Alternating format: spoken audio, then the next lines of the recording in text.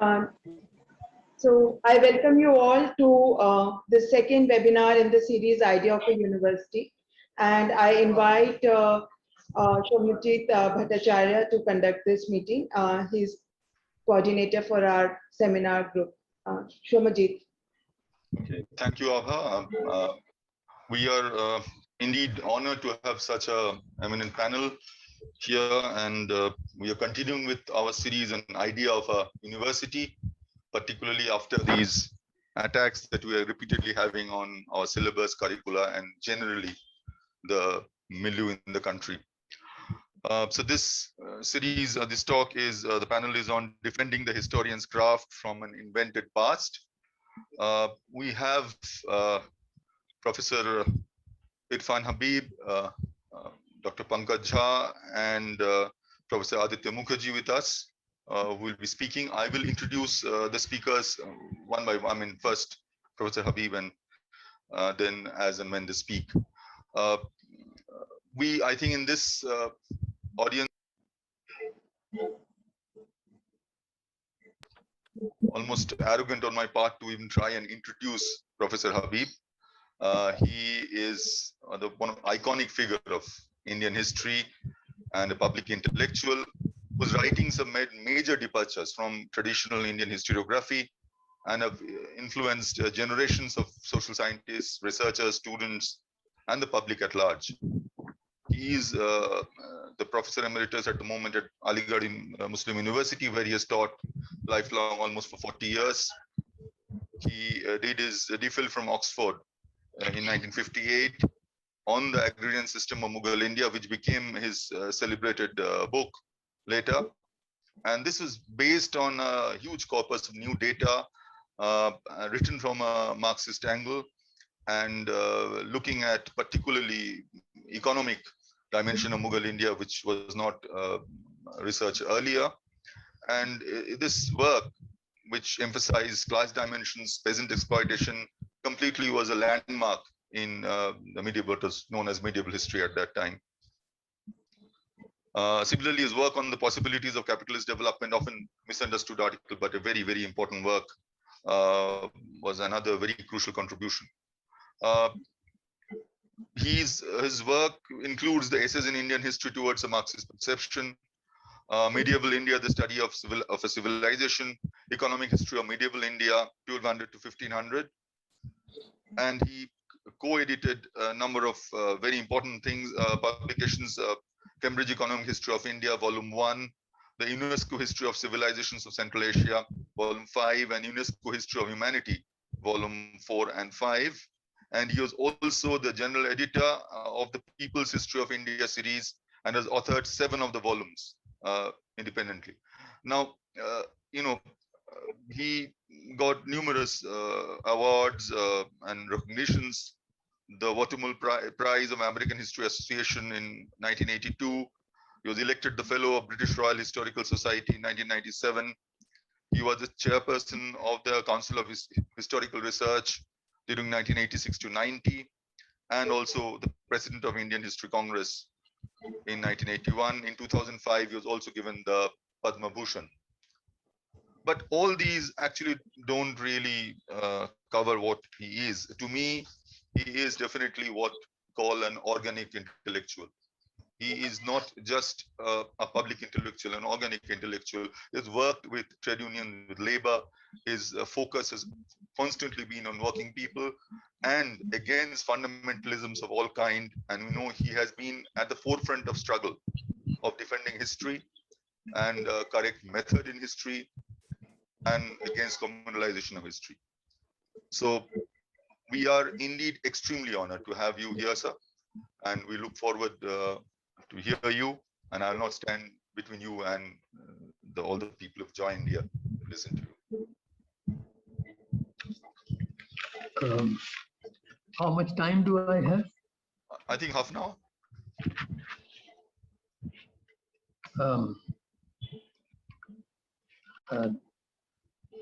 Dr. Bhattacharya, Dr. Pankaj, Professor Aditya Mukherjee, and Abhadev, and friends. I'm very grateful to Professor Bhattacharya for his very kind words, but they make my task doubly difficult because you would probably be expecting more from me than I can deliver. Um, However, I'll come to the theme of this webinar directly.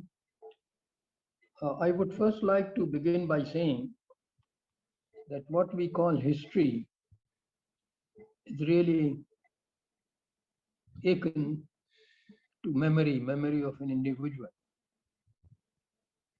What would you think of an individual who claims all kinds of things in the past which he didn't do? Surely an individual who has a more accurate memory of the past, of both his errors, of his slips, of somehow, of course, his achievements, of his work, that kind of person would probably be make himself and make his mind more helpful to him and to those around him than a person who goes about proclaiming his achievements and having in his memory things which did not occur or occurred very differently from how he thinks he happened. Clearly, the same thing applies to a country. Its memory is its history. If its history is accurate to facts, I mean history as related, of course, not actual history. Its memory is like the related history of what is written in its textbooks and so on. If that history is accurate, if a country claims what it actually achieves, it also recognizes its deficiencies, its demerits in the past, and wishes to extricate itself from these, then that kind of history would be helpful to it. Accurate history, that is, facts that are accurate. If it claims things that never happened or accuses others of doing to it what they never did, and so on and so forth, then that kind of history is not actually really history, real history as a discipline, but it would be very harmful to it. You have an example now about 80 years ago, or more than 80 years ago, in Germany in 1933, when Hitler came to power and gave a false history of Germany, that the Germans were the pure Aryan race, Germany was the homeland of the Aryans, they must dominate others who are not Aryans. This was the kind of history and that Jews, being non-Aryans, are the real enemy. What happened to Germany as a result of this kind of false memory?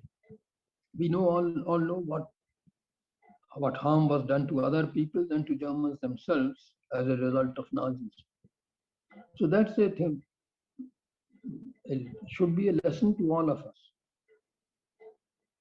Now, clearly, what we are seeing today is an official attempt following upon a tradition created by the RSS and Jan Sangh and BJP of a kind of false history matching that of the Nazis. In fact, it is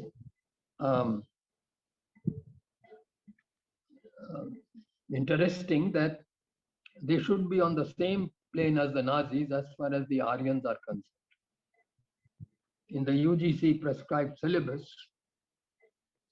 a major share in ancient India, or the earlier part of ancient India, is given to the business of Aryans.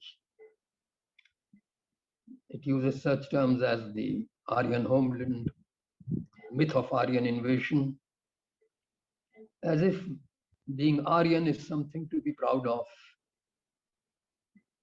Actually, Aryan is not a Sanskrit word. Arya is a Sanskrit word. And area is the Iranian word from which the word Iran comes. So originally these two peoples or some sections of these two people regarded themselves as noble. As Arya meant a noble. So Buddhist Arya, truths, noble truths. Um, as you know, in the earlier literature, post-Vedic literature, Arya meant the upper three castes. Shudras were not Aryas. So Arya itself is in an Indian civilization, a caste term. When you say Aryan, you are employing it in the Nazi sense of a race. And you are subverting the entire linguistic theory of Indo-Europe.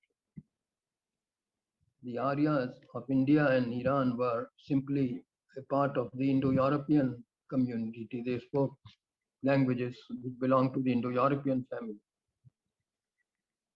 And therefore, this syllabus, by exalting Aryan, by claiming India to be the homeland of the Aryans, is doing exactly what Hitler's Nazis did for Germany.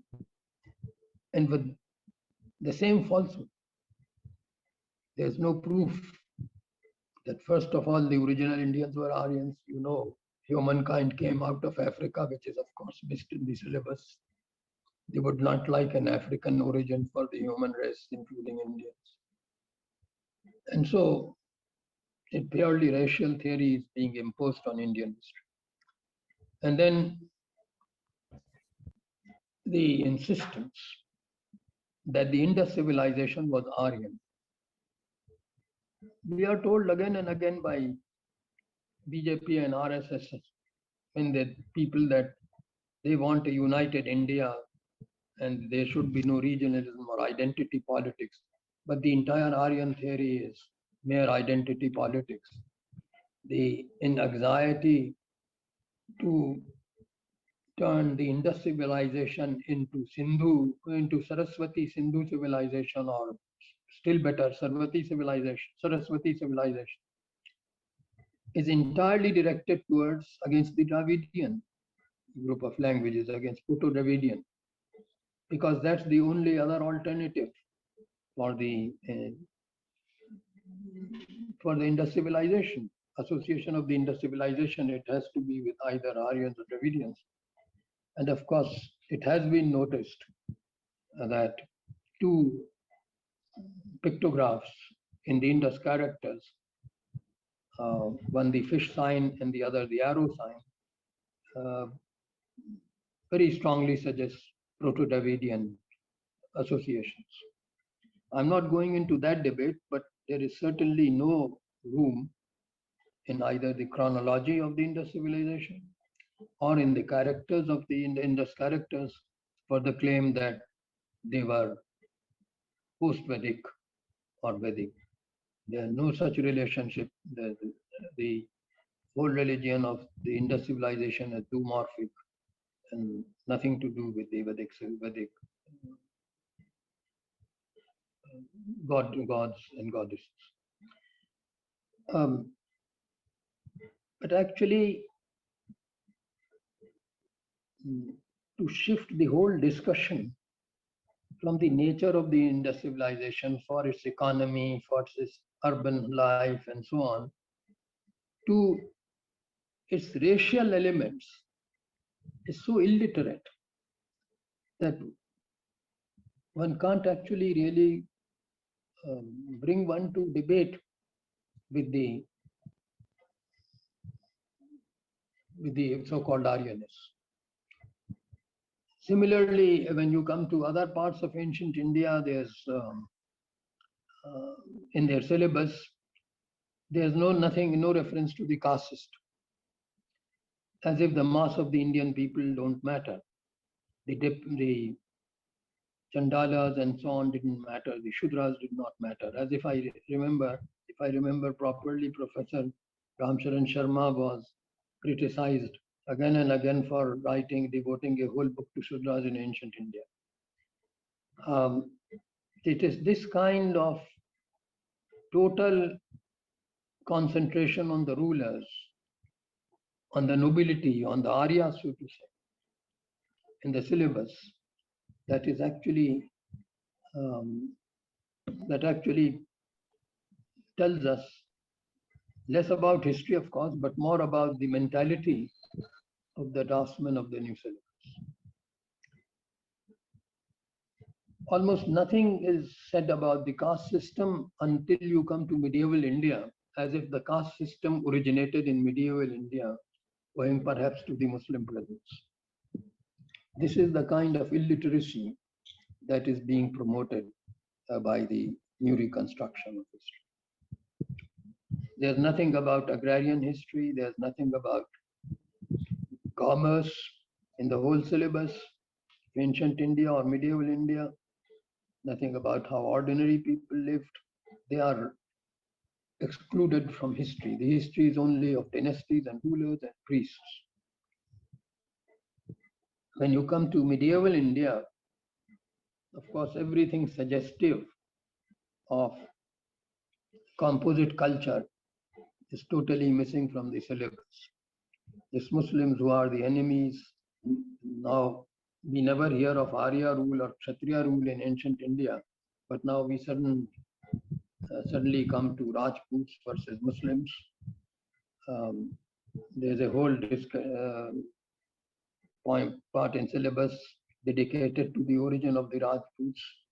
Although we know that Rajaputra meant really a cavalry soldier, so in the beginning, and caste came later, but all that is of no moment to them. They would like to devote much time to the traditional history of Rajput. And as far as medieval India concerned, as one would expect, they run down, as I've already said, all suggestions that a composite culture arose or that there could be patriotism. I mean, Amir Khusro's Nausapir contains the first known patriotic poem in praise of India. And as nationalists, one should have expected them to glorify it. But all that is ignored. The Persian literature of the time is ignored. Even the Sanskrit literature of the time is ignored. And only the kind of resistance, Hindu resistance offered to Muslim invaders is glorified, so-called Hindu resistance. Therefore, Akbar is excluded from the syllabus because that would spoil everything if you come to his religious policy and his outreach to the Rajputs and so on. So better not teach that at all. In modern India too, again, the same thing continues. We have very little about the social reform movement because conceivably there was nothing wrong with the Indian culture or rather Hindu society. And therefore, Rajaram, Mohan Roy and others were thus irrelevant voices. Therefore, even the social reform movements, modern times are not considered. This is the limit reached by them, and although the national movement is presented there, and some part of it there would be no dispute, but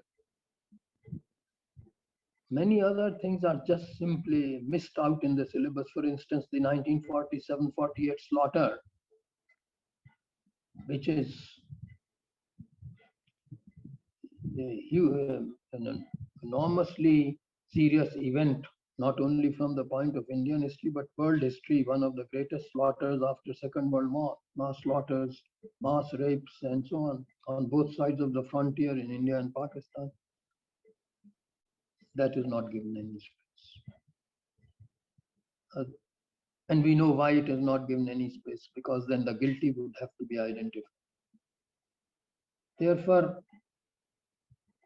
the entire syllabus deserves to be rejected and opposed, and I am very happy that Delhi University faculty and students have come out to denounce the syllabus. And opposed to that, we should turn to history as established by its basic principles. There's an established method which has been enriched. Criticisms of documents, linguistic criticisms, use of linguistics, archaeology, genetics, and so on. And large fields have opened now. Economic history since the 19th century, and then this, of course, economic and social history, and use of quantitative methods for the statistics involved. History of technology, women's history is very important, which is totally excluded from the BJP syllabus, and ecological history, which also doesn't figure in the syllabus. So history is far richer and far more extensive than the UGC, than the BJP formulated history syllabus. For one thing, peasants are nowhere there in that history. Perhaps that's my professional interest, because I wrote on peasants. But of course, peasants constitute the majority of the people of the country. If you exclude them from history, what would be the history of India like? So I welcome most sincerely the effort of the Delhi University faculty and students to raise the issue of history syllabus. And I'm sure if we all stand together, whatever our differences, professional differences about particular matters in history, but as far as the method is concerned, there's no difference of opinion among serious historians. And therefore, I most welcome this effort on the part of my colleagues of the Delhi University and the students of that university. Thank you. Thank you, Professor Habib. These were indeed extremely deep and encouraging words for us to will help us to fight this battle, and it will be an uphill battle, we know. And it is your guidance is always an encouragement for us. I will, if there are questions, some of you want to ask Professor Habib, I think we can take it at the end of all the three speakers. I will go on to the second speaker of the day, Dr. Pankaj. Dr. Pankaj currently teaches history in Lady Shri Ram College for Women. He was educated at the University of Delhi and the University of Texas, USA, where he also spent as a year as a Fulbright scholar.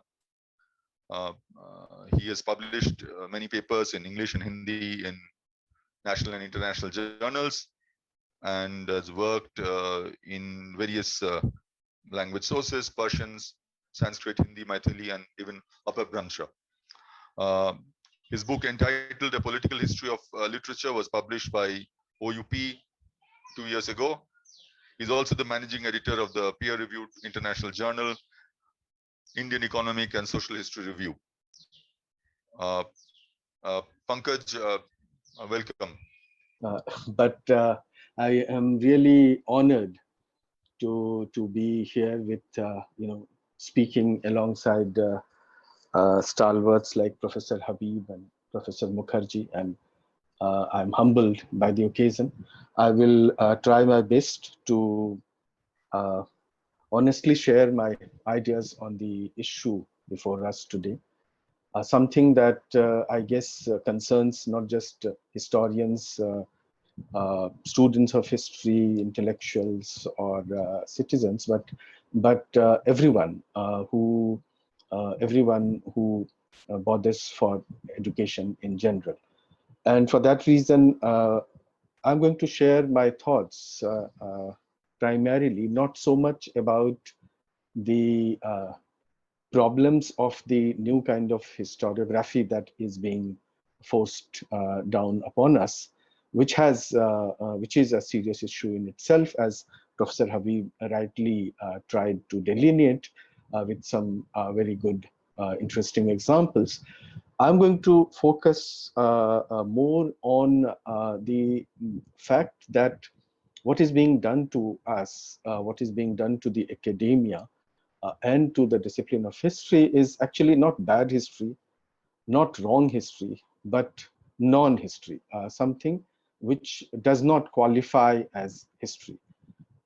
The reason why I say this is not simply and not just because much of it may not be based on verifiable facts, the kind of information which is on which this is based, but more so on account of the entire character of this assault and the manner in which a certain kind of epistemology is being transacted and naturalized amongst us in the academia. So I'm speaking here more about history as a way of thinking rather than history as a body of knowledge. Both are equally important, but I will try and focus more on the former, that is history as a way of thinking. So now, the first of all, I think all of us know, but it still is important to underline the fact that the assault that we see, which actually started long time back and continued in many non-BJP governments as well, that assault is at almost every possible level. So it is at the level of school, it is at the level of college, at the level of research, at the level of journals, and at the level of public discourse, including social and electronic and print media. So one of the reasons why I somewhat exaggeratedly use the word murder in broad daylight is precisely because of this full-throttled assault on the discipline of history. Because as a historian, it is impossible for us today to sit in a public gathering, to be part of a WhatsApp group, or sit amongst informed or illiterate, or often both people, and not be assaulted from all sides for doing various things, various imagined things to history. So at the school level, we saw that there was a call to remove distortions of history. The call that went out from the government looked more like an advertisement of a channel that sort of deals in scandals. But its gaudy nature notwithstanding, the serious problem with that advertisement, which basically invited people to point out, everyone knew what kind of distortions, was itself, in a way, academically speaking, quite ruinous.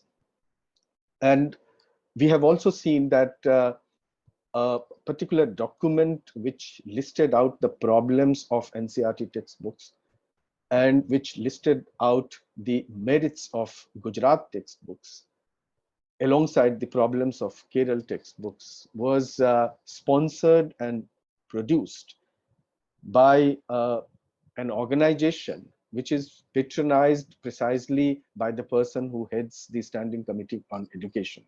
So apart from the unethical character of that, we have also seen the enormously problematic approach of this document, the factual inaccuracies therein, but most importantly, the fact that that document is actually intolerant of any multiplicity of views. So the question of debate simply doesn't arise. And that's where I think more than a particular view or the correct view, it is the discipline of history itself which is under threat.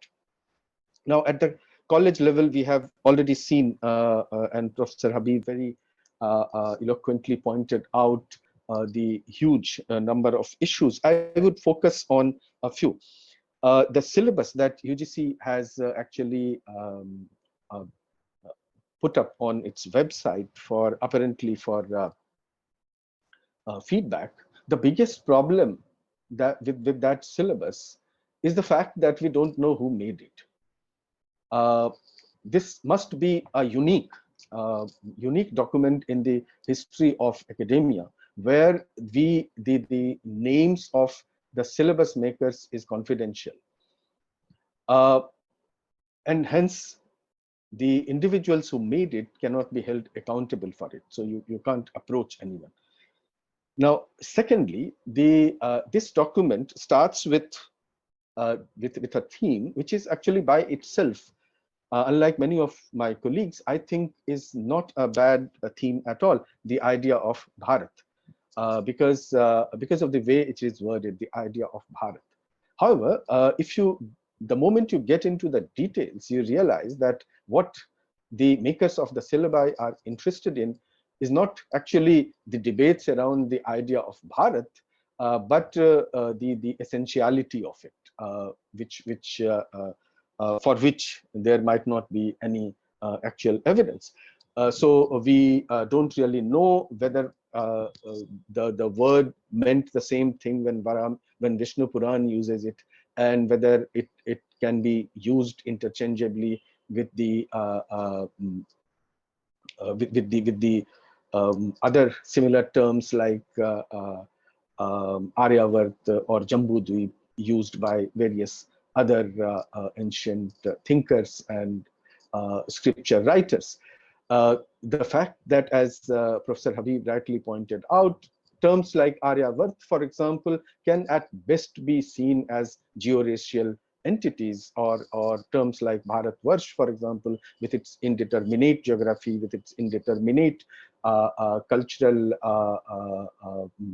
delineations, are at best speculative terms which are thrown in the air and used indiscriminately in various senses. So again, the fact that the very first sub-theme under the idea of Bharat is actually the eternal synonyms, whatever that may mean, eternal synonyms of Bharat. So the assault starts from the very first theme.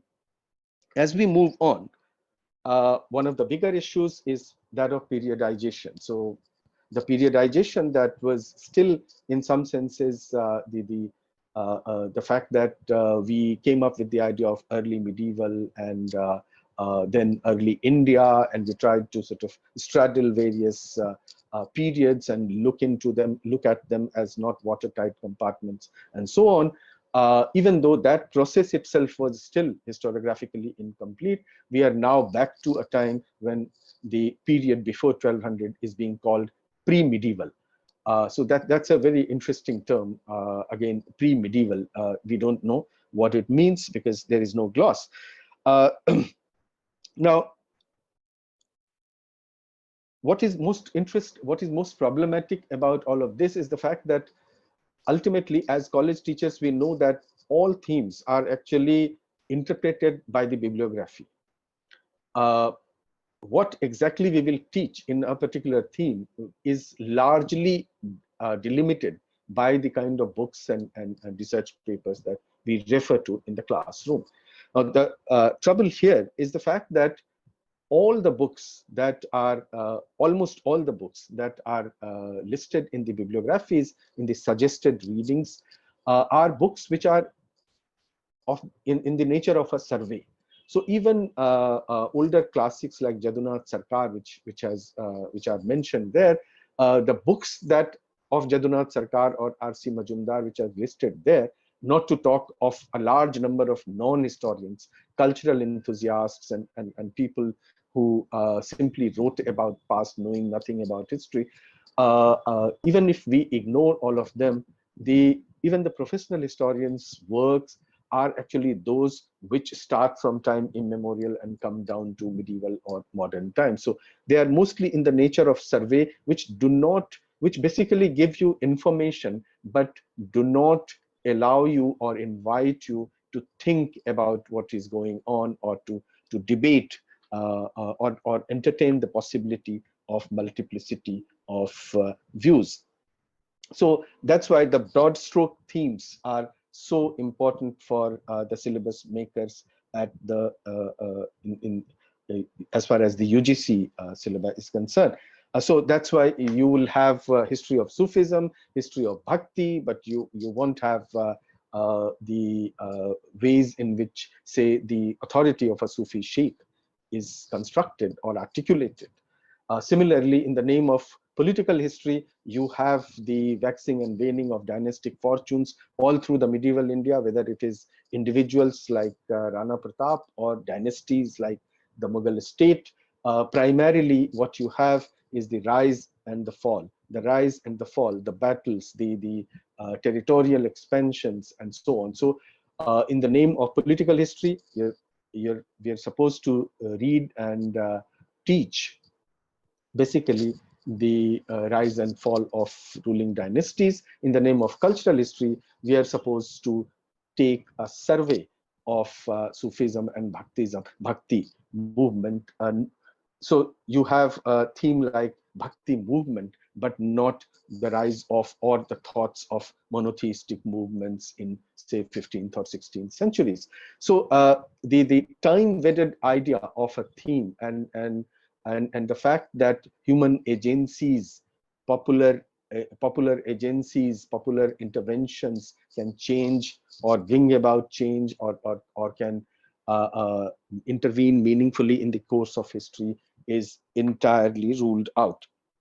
So basically that brings me to the fact that at the level of research, at the level of MPhil and PhD, again, there is an attempt to regulate. So, for example, with regard to a few universities, including the Central University of Kerala, for example, there has been an attempt on the part of UGC to come out with a list of themes that you can research, that you have to give to your research students, and they can pick up one of those themes for conducting research.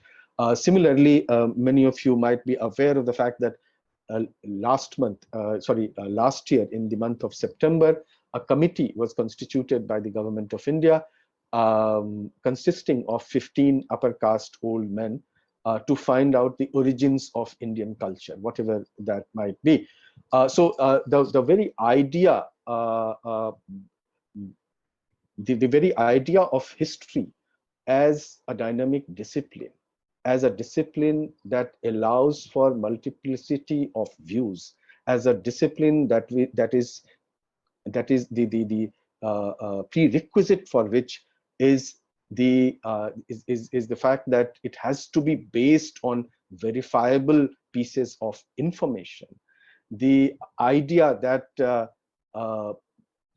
what has happened in past has happened because of certain human beings doing certain things, that the fact that what we see around ourselves is human made, historically constituted, and hence alterable. The fact that neither nation nor state nor nation state or a culture is given, all of that is actually entirely ruled out from even being imagined in this syllabus and this scheme of teaching and learning. So to me, it appears that the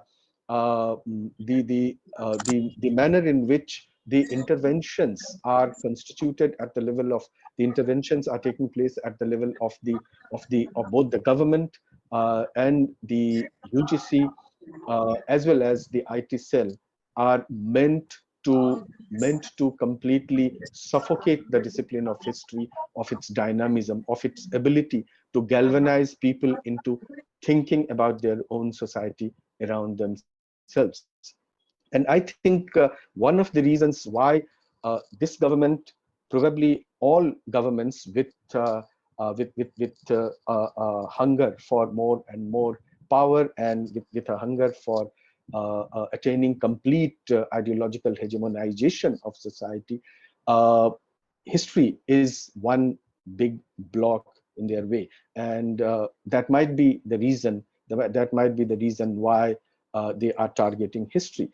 However, there is a problem here, even for them, and the problem is the fact that the usual way of hegemonizing historical discourse, or for that matter, discourse in any particular discipline, is to encourage research, is to publish books and research papers, then allow those research papers and books to float into and to be broadly at least accepted by the professional scholars, and then that knowledge seeps into textbooks, seeps into syllabi, and then a new kind of discursive practice takes place. This is the kind of transition that we saw with the, for example, coming of a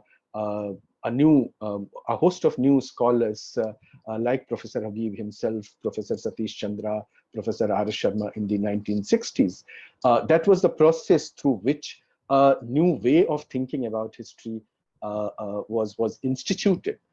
This process was not a violent process. It was an epistemologically refreshing process. What we see today is actually not a rewriting of history as it is often claimed, not a change of power, far from epistemological power. It is simply an attempt to scuttle the process of knowledge formation. It is an attempt to take a shortcut and muzzle and sort of smuggle into the academia through the privilege of syllabus making a set of ideas which have neither been tested nor been proven. So that is the reason why these attempts at redoing the discipline of history at the level of school and college and university curriculum appears to me to be an attempt to undo history, to completely decimate the discipline of history. And that is why I used the somewhat exaggerated term like murder in broad daylight, the case of history. But I guess some entities do not lie dead for long. History, as we know, doesn't just mean the discipline. History is also a force. It's a social force. It's an accumulated social force of all that has happened in past. And the discipline of history is, to my mind, an attempt to deal with that burden of past, to deal with that burden of history. If we write something else in the name of practicing the discipline of history, the burden of history does not go away. It will come, it will have its own day, and it will have its own say. And that is one thing that those who take shortcuts to writing, to forcing their own views into the academia and the public domain will have these issues come up for discussions, and we can take them up from various perspectives. Thank you. Thank you, Pankaj, for your extremely detailed analysis and well thought words. Also, the point that indeed it's not bad or wrong history, it's actually unhistory. This is just an imposition of some people's political ideas. I now called our third and last speaker of the day, Professor Aditya Mukherjee, whom I know for a long time. And I, once again, difficult task to introduce him. He, of course, spent a long years in JNU as both a student there, and then joined the center and became a professor, the center chairperson, and the dean of social sciences. But I think we know him for much bigger contributions he has done to the field.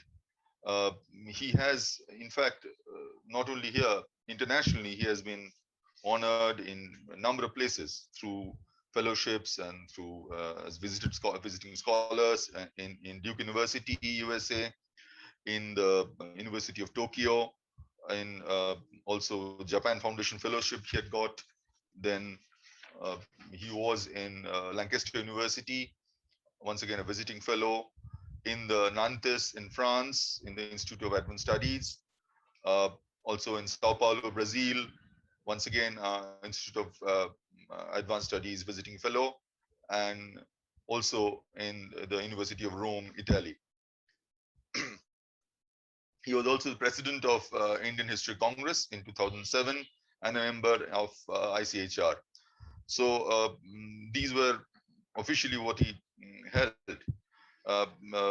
He has contributed to a number of very important publications. One of the most important one being the Sage series in Modern Indian History, where he edited it. Okay, also he is the regional editor of International Journal of Asian Studies.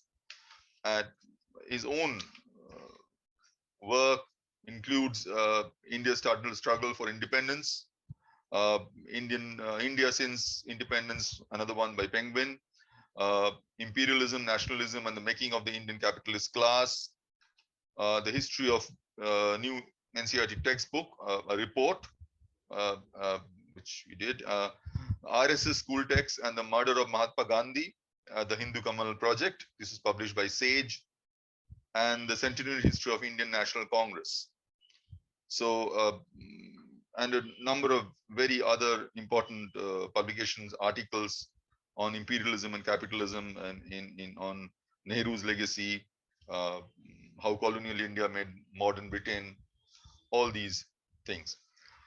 You know, he specializes among, of course, in this whole period of modern history, but also particularly on economic history, political economy of development, and business history.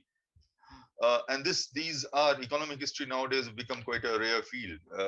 Economists don't do economic history. The historians have also left economic history. So, one of his pieces, I think this is an address to the Indian History Congress, but I may be mistaken there, was one of the best pieces I've read on economic history, and a critique of Tirthankar Roy and the entire neoliberal idea of way of looking at history. I mean, you see, as much as we are fighting against communal propaganda and intervention, there is another threat which has happened for some time, which is the entire neoliberal threat. It's a right-wing economic threat on how to read India's colonial history, and in fact, almost denial of colonialism and the horrors of colonialism. And Professor Mukherjee has been absolutely at the forefront in fighting that, and absolutely straight. I would say very directly. I'm very happy to have you here, sir, and I will not once again stand between you and the audience. Thank you. Thank you very much, Shomajit.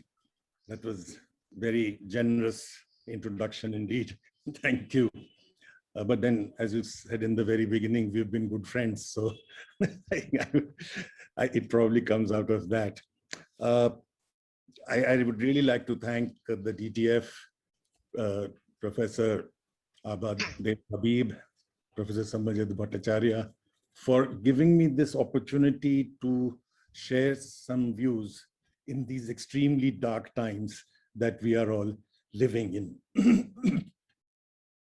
We are witnessing essentially, and the term that was used just now by Pankaj, an assault, an assault on history. And this assault is now with state patronage. This must be recognized that it is no longer what, when we were young, we used to call the lunatic fringe. Some, Balraj Madhoks and others writing various things about Indian history. It is, or even worse, I'm forgetting his name anyway. There are all sorts of rumors and P.N. Oak. I don't know whether you people remember P.N. Oak or not, but P.N. Oak was one of their very favorite quote-unquote scholars, the first one to start arguing that the Taj Mahal was a Hindu temple, etc., etc. All this is part of RSS thinking even till today. But the thing is that now the state power is being utilized to intervene in, to rewrite, to delete, to ban to construct a completely, often totally imagined history, which is extremely damaging to our country, our nation, or the vision of our nation. Institutions which have now been captured, institutions which were supposed to be independent, like the UGC and the ICHR, etc., and these have been now captured, and they are now utilized to push through, as was so nicely described by Professor Habib just now, push through a completely communal, imagined version of history. Institutions which resisted this was done. For example, the UGC tried to dictate a syllabus. Even in the last time round, the NDA was in power. That was 1999, 2004. Many of you would recall that at that time, again, the UGC brought out a syllabus, a model syllabus, in which we were asked to introduce courses in history on Paurohitya, saying that how it will lead to greater employment. Our young people could then become Purohits in marriages in America, and so on and so forth. All sorts of stuff. I mean, I'm giving you just one example. Vedic mathematics was another, and stuff like that. And I'm proud to say that two of my alma maters, that is both Delhi University and JNU, stood up, and they refused. They said that the UGC is only a fund-giving agency. Where does the UGC come in giving a syllabus? How is the all wisdom about from physics to aeronautics to engineering to history to chemistry, everything the UGC knows? They will tell you the syllabus. I mean, what an absurd idea. It is not even the vice chancellors. It has to be the departments, the specialists in each discipline who will think about revising or, about the discipline, how it is progressing, or if it is not progressing well, how to make changes, how to encourage newer thinking, etc., etc. But that process is not happening. Instead, what is happening is a dictation from the top, and that too by people who have not often the remotest connection with history or even knowledge, often semi-literate or even illiterate people who acquire political position are now determining that what you, I, our students should be thinking, writing, and be bothered about. Since I was supposed to give the concluding remarks, and therefore I have a very short 2 or 3 points to make.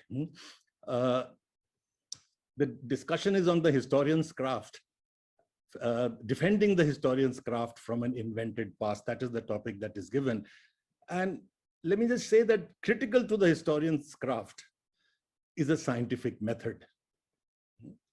It is a rigorous procedure of following what is called historical logic, discourse of proof, evidence, and so on. I mean, if you cannot follow the historian's craft if you don't do any of this.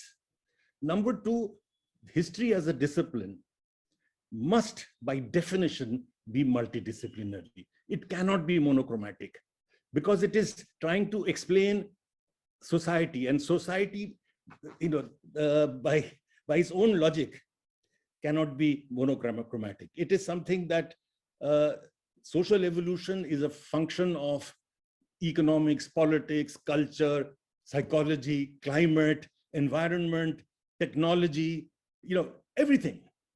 So a historian cannot say that I will study only one thing.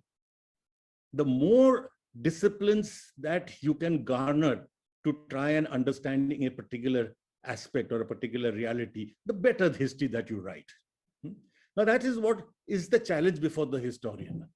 And what are we presented with? We are presented with nowadays just a one explanatory value, which is religion. That is, you look at, as the colonialists do, history only from the point of view of religion being the key determinant. Religion determines your politics, economics, everything else.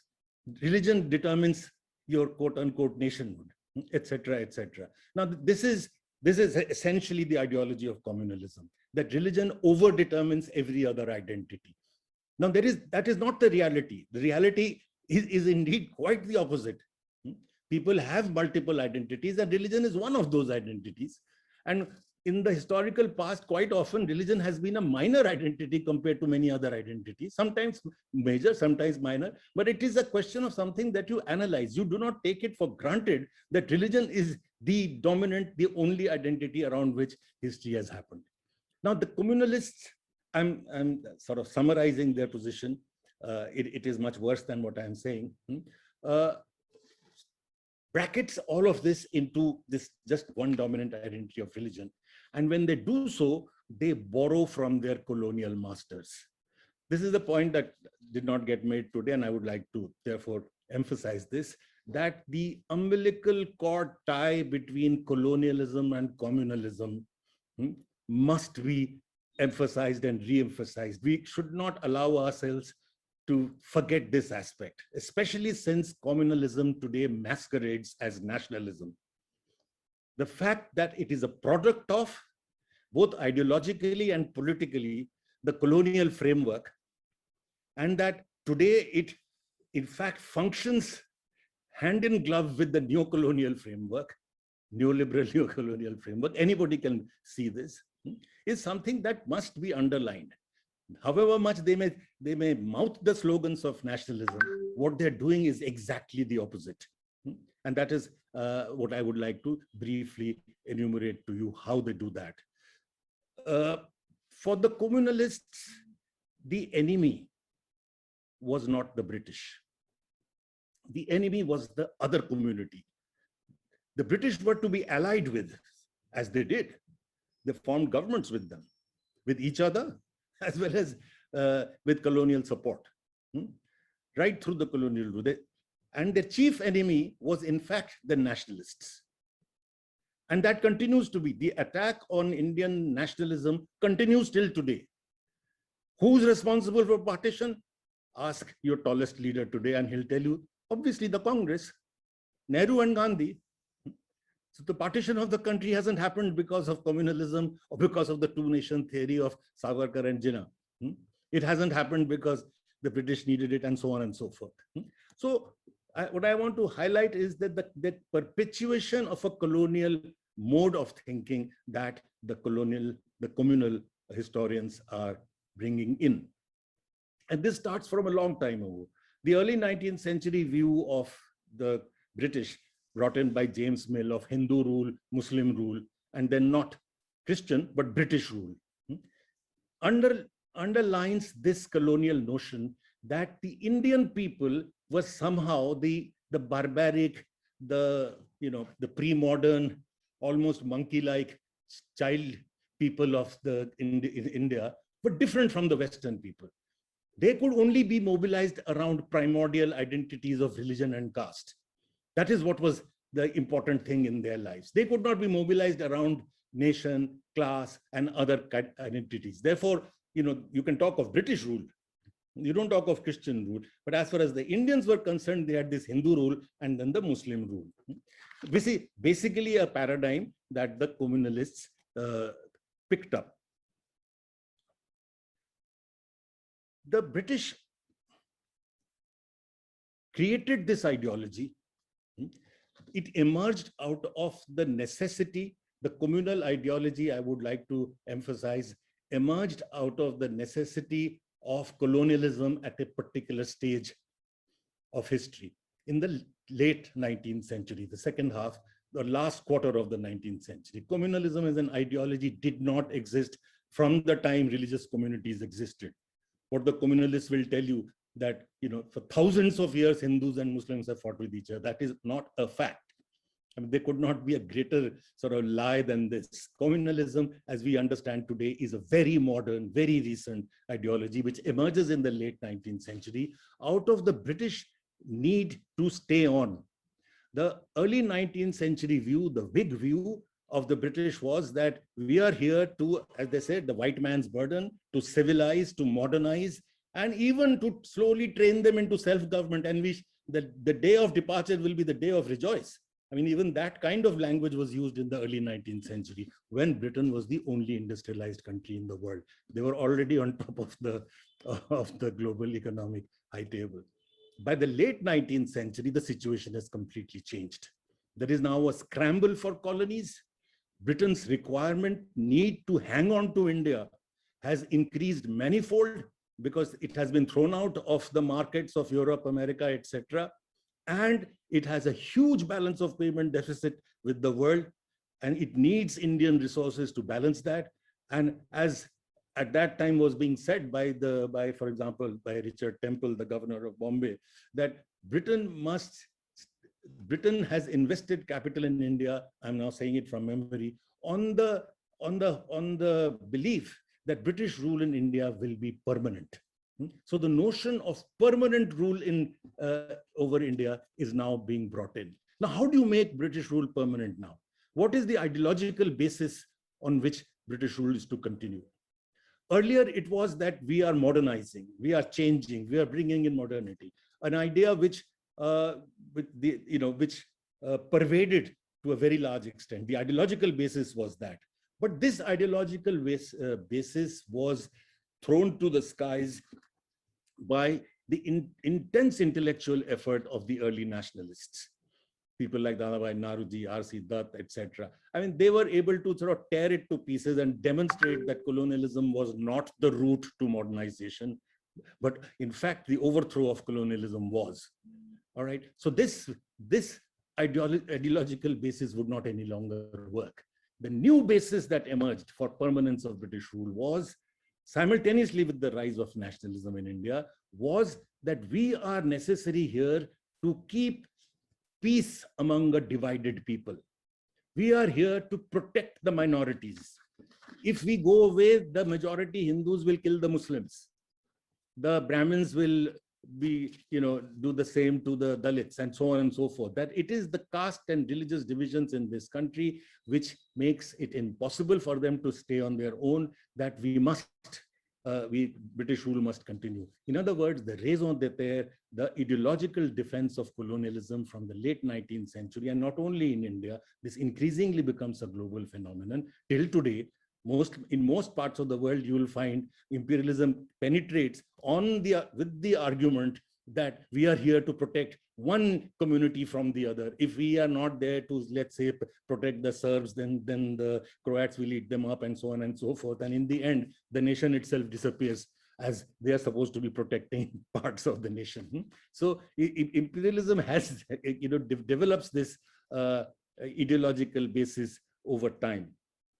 So this notion that the Indian people cannot be a nation because they are organized around identities of religion and caste was used to deny A, nationhood to India, B, self-government and democracy, which was being demanded by the Indian national movement. This was their argument, that why cannot you have democracy? Because if you did, then the majority Hindus will suppress the Muslims. And it is precisely this. Once this became the raison d'etre, British rule's effort was to create this division even where it did not exist. Or if some division existed, to exacerbate it, to crystallize it, to politicize it. And that task was performed by their lackeys, which were the communalist parties, from whether it be the Muslim League or the Hindu Mahasabha or the RSS. They performed this role of dividing Indian society in a manner that the British could claim that they need to be here. The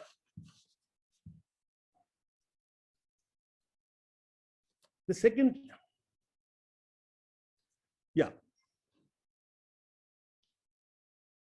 it is this notion that religious identity determines all other identities, that religion constitutes the nation, which was contested by our Indian national movement brilliantly. In fact, the Indian national movement was unique in the world in imagining nationhood as one where it would celebrate diversity. The Indian nation was not to be a nation which was to be based on one language, one religion. The manner in which almost all nation states emerged in Europe. So it was a completely different imagination that the language, religion, and other such gender, other such divisions are not going to come in the way. Now this was put aside. And now the notion that religion is the determining feature in nationhood has once again been brought back by the communalists with the identical result. In the last time round, to the extent that the national movement failed to contest it, it ended with the partition of the country. So instead of what we are witnessing today is not what is being claimed by your political leaders, that a second independence movement is happening. What you're witnessing is a second destruction of the nation with the same ideological tools as was used in the colonial period.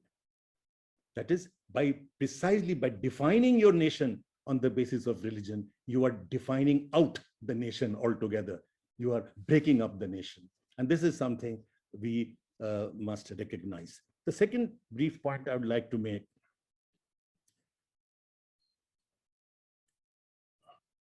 just before I go to that, you will find that the communal historians still today have continued to make the national movement the chief target.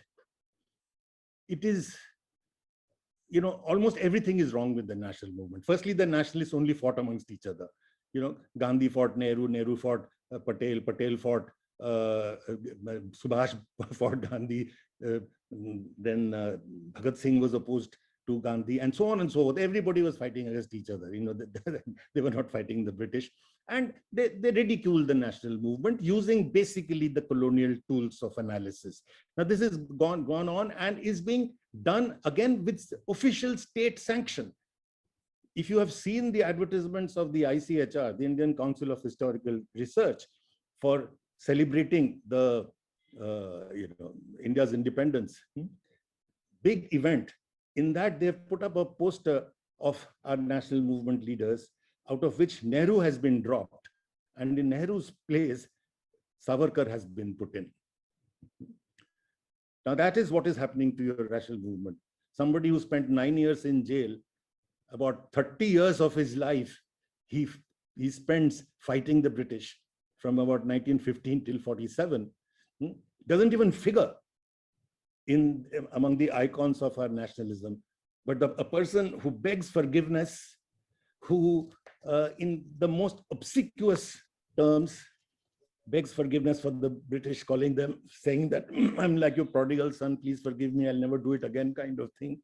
And who even accepts a bhatta from the British to live on, who listens to and agrees to all conditions that he will not participate in politics, etc., etc. All that happens, except communal politics, yes, but no other politics and so on. His picture is replacing the Nehru. So this is the kind of distortion that is going on. I'd like to bring to your attention another aspect of this. What do the Indian nationalists, the great Indian nationalists, from Gandhi, Nehru, Azad, etc., what do the great Indian thinkers, whether it is Irfan Habib or Amartya Sen, what do they draw from our history? And I would like to contrast that with what do our current communalists, what do they draw from our history? And I think that there is a lesson out there. Nehru, I would like to start with the simple reason that, in my opinion, he does it in the most brilliant way and is one of the first to do so, actually articulate that what our national movement can draw, what positive energy, what positive thoughts, what positive values it can draw from the Indian civilizational past. And he does it brilliantly in The Discovery of India, which must be a must read. When Mr. Jha was talking of the syllabus, I mean, this is one survey, a kind of book which must be in the syllabus because it is so amazingly prescient and amazingly brilliant. The fact that it is written in prison entirely is almost unbelievable when you read the level of scholarship involved in writing that book. Now, what is Nehru drawing on? He is drawing on from the Harappan civilization onwards, through the Vedic period, through the Upanishads, what is he saying? And he gives you examples right through. What is he drawing on? He says that India's past, in the Indian past, exactly as Amartya Sen does in his Argumentative Indian and his Idea of Justice, two of his major works, Nehru is saying decades before Sen that India had a tradition of debate, of questioning. Even the creation hymn of the Rig Veda, he cites to show that even the creator can be questioned in that creation hymn. Of tolerance, of free thought, of acceptance in matters of faith, free thought in matters of faith, capacity to live and let live. I'm quoting most of them.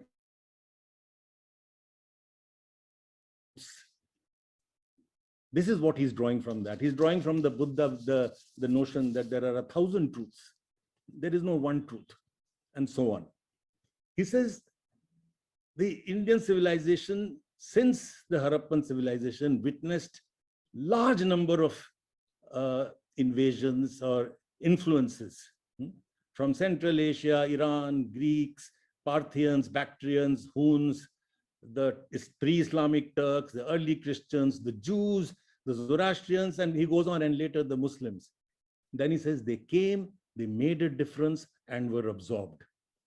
He sees this tradition continuing throughout Indian history, through the medieval period.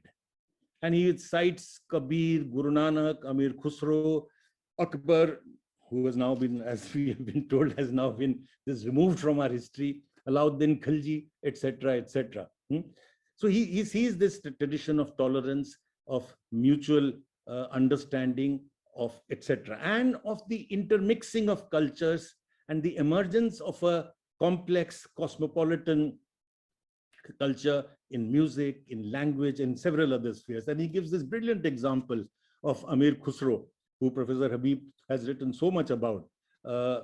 He says that Khusro writes in a spoken dialect. He writes in Hindi, but even in a dialect of Hindi, and composes songs which are sung till today, 600 years later, without a single change in word. And it is sung by people across religions and castes. It is, and it is sung in villages. You know, it is not only high culture that is happening. Now, this is unprecedented. It's an amazing cultural phenomenon which we need to look at. If we wipe that out, this kind of history, we miss out a lot from our own history. This tradition of continuity. I mean, if I was to give you one example, I often give this example, especially from the Punjab, the region which faced, in fact, a large number of incursions, being at the frontier. You know, the amount of syncretic, the nature of the syncretic tradition that emerges in the Punjab over time is absolutely amazing, and the cultural richness, which is quite often ignored these days, is the reason I give this example. And I'm giving you an example only from the 12th century onward. Baba Farid, as I give you the names, you'll immediately recognize their importance. Guru Nanak, Guru Ramdas, Baba Farid in the 12th century, Guru Nanak, Ramdas in 15th, 16th century, Shah Hussain in the 16th century, Sultan Bahu in the 17th century, Bulle Shah in the 17th, 18th century, Waris Shah in the 18th century, Bhai Veer Singh, Amrita Pritam, Faiz, Nusrat Fateh Ali Khan in the 20th century. The 800-year-long tradition, which is kept alive till today by one of your own former teachers, for example, the Sufi singer and scholar Madan Gopal Singh. It's a tradition, a live tradition of a Sufi tradition, a tradition in which language, religion, caste doesn't even seem to matter. People don't even realize when they are singing the verses of these people that who that person is, whether he's a Muslim or a Sikh or this and that and the other. You know, this tradition cannot be wiped out. Now you contrast this. This is what, in very short, in a summary, are some of the things that our nationalist movement draws from. Particularly Gandhi, but several others. Different parts are drawn by different people. Contrast this with what the communalists draw from our history. They draw only one thing: religious bigotry and hatred. And this religious bigotry and hatred also is found only in one community, the Muslims. They do not look at historical periods as phenomenon in which, for example, there are between various kings continuous wars. And those kings can be Hindu, Muslim, Buddhist, non-Buddhist, etc. And that there is this mutual destruction and loot that happens. No, no, that is not the way it is seen. It is always the Muslims who are the aggressor and who are the ones who come with Quran in one hand and sword in the other, as the RSS books say. And wherever they go, rivers of blood flow. Now, this is the picture that is taught to our young children in our communal historiography. They superimpose on our history the ugly vision they themselves have of the future. A vision of a narrow, undemocratic, fascist domination by members of one religion of the other. This is their vision. And given that vision, they superimpose it in the past, say that this is what has always happened.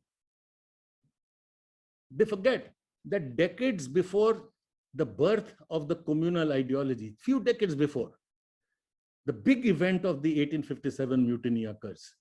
They keep talking about the 1857 revolt because Savarkar had written about it, but they seem to have learned nothing from it.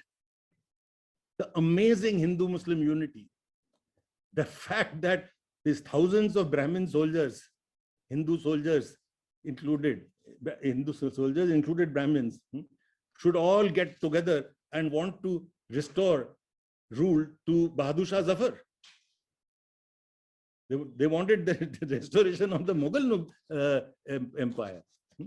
So there is no question. Where is this domination of the religion in the social processes that were emerging? It is the complete imagination, as I said, which begins from the late 19th century.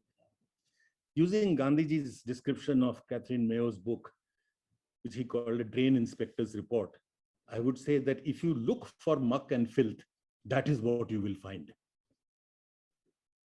And in case you don't find the muck and filth in history, there is an easy way out for the Hindutva brigade. Invent it. You want to, I would like to give you an example of invention, just because one tends to forget these days, because such is the propaganda on the other side, that you forget that what kind of absurd inventions are made. Professor Habib, Professor Thapar have for years gone on and tried to explain that how this whole, Aryan business is ahistorical and also has fascist, as Professor Habib today described, has fascist tendencies. But this is critical to the RSS, this notion of racial Aryan pride, and the Aryans emerged from India. Now, as you know, that there was once this view spreading that the Aryans came from the Arctic. And Guru Golwalkar, their biggest hero, the RSS hero, did not know whether that he could contradict that. So he did a wonderful thing. He invented geography and history both together. He said, true, maybe the Aryans came from the Arctic, but the Arctic was originally in India. And in case you had any doubts, he said the Arctic was roughly where Bihar and UP are at the moment. And what happened was that slowly over time, the Arctic zigzagged its way and went up to the North Pole and left the Aryans behind. Now, this is actually written as history by the Hindutva Brigade. And you would want, it is this kind of history, this kind of ignorance that is being spread. I'll end with the dangers of the spread and the motivation of the spread, the manner in which it is done, and where it is leading us. Following the logic of a fascist method, which has been described brilliantly by the Yale philosopher Jason Stanley in a book called How Fascism Works, where he looks at many regimes which have emerged, fascist regimes, and what is the ideological apparatus that they use to achieve that goal. You find that almost in a textbook manner, the same is being followed in India. He says one of the first things that the fascists do is create this pride in a great mythic past. Everything was absolutely fantastic in that mythic past. And that mythic past is linked only to one part of the nation. In India, the Hindus. The greatness was only related to that. All the great things that happened were only related only to the Hindus. The others are not part of that great mythic past. And if you cannot, since you have to work very hard to really understand the greatness of, let's say, the Upanishads or of the scientific breakthroughs made by Baramihira and others, that is too much hard work. So you take the shortcut, as our first leader of the country does. And he tells, believe you me, at the National Science Congress, which is a prestigious, the biggest, I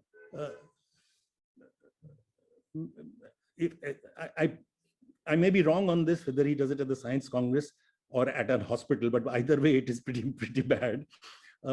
Where he actually says that in ancient, such was the advances made in ancient India that we could do plastic surgery. Otherwise, Ganesha could not have got his elephant head. So he's doing two things. One, making a human being out of a mythic, a god, and then applying science to that imagined human being. And this is done regularly. The governor of Bengal, again inaugurating an engineering fair, says that Arjun in the Mahabharata had a nuclear tipped arrow. So we had nuclear technology. I mean, you've heard, there are multiple examples one could give, but this is just to say that you create this mythic notion of a great past in which there's no history. It's imagination, it's mythology converted into history. And if you question it, then you are questioning faith. And if you question faith, you know what can happen to you. You can be terrorized. So don't question faith. Accept it that our gods and goddesses knew everything, and all greatness was there in the mythic ancient past. But this great past, something suddenly has happened to it. So all this knowledge that we had acquired, all this greatness, how we had actually, if you read some of the RSS books, which we took the trouble of reading, they will describe India as the greatest civilization, the first civilization, that the Chinese, the Egyptian, every other civilization emerged from India, that the Indian language, it is so absurd that you cannot even imagine. We have listed it out. Since I'm a historian, we have, whatever we say, it has to be evidence-based. So each one of the statements I'm making, we've put down in this book that Somojit mentioned, RSS school textbooks. So all of these things are actually said. Now, but this great past of the majority is now threatened. And how is it threatened? It is threatened by the minority community. And then history is invoked. All social evils, including, as Professor Habib said, caste, emerges only with the coming in of the Muslims. So the bad days have come with the Muslims. This is what the early British historiography was. There was Hindu rule and there was Muslim tyranny, and the British came to save the India from the Muslim tyranny. So this Muslim tyranny theory comes in. So the aggressive, oppressive, dangerous picture of the Muslim is sought to be vindicated using a manufactured history. None of the things that Nehru found, none of the Akbars and Khaljis and the Kabirs and the Shah Hussain, they do not exist. The Bhakti and the Sufi tradition does not exist. What exists is this aggressive, oppressive, dangerous killer instinct Muslim. Now this threat, this is again a very fascist thing, that the majority has to feel threatened. The overwhelming majority has to feel threatened by a tiny little minority.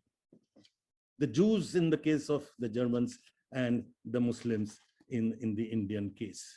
Now this fear is further aggravated now with another theory, that of pan-Islamism. The Muslims of the world have always united, and they will unite and render this huge majority, preponderant majority that Hindus have in India will come to naught. So therefore, the threat of the Muslims is very much there. So if you argue that they are only a small percentage, they say no, but then they're all, and then they will tell you, see how they are trying to infiltrate into the country. As your Home Minister says, the Ghuspetiyas are coming in. And it uses the term termites. They said the Ghuspetiyas from Bangladesh, like termites, are going to eat up this country. Look at the imagery. In this thousands of years of our civilization, which has seen umpteen number of incursions from the world, this is the first time, this is the description made of migration into this country. I have not read any history where any migration was described as termites coming in and destroying the country.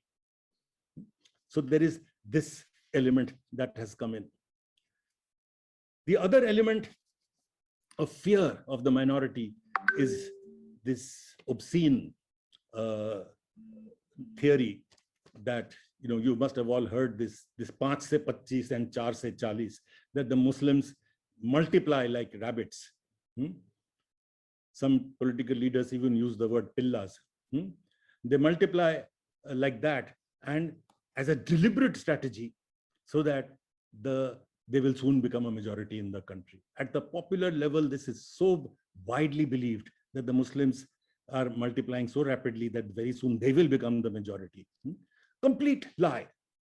Every study has shown that the rates of growth of population are a function of education, female literacy, of health, and other factors. It is not a function of which religion you belong to.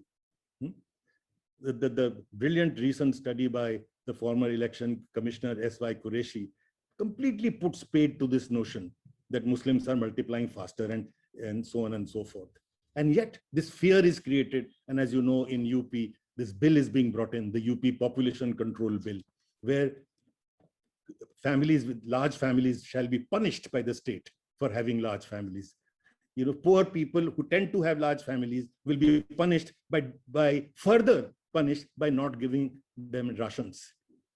So as if the poor have not had it bad enough, they needed yet another whip on their back. Lastly, yet another common practice of the fascist regimes is the creation of sexual anxiety. That too is created.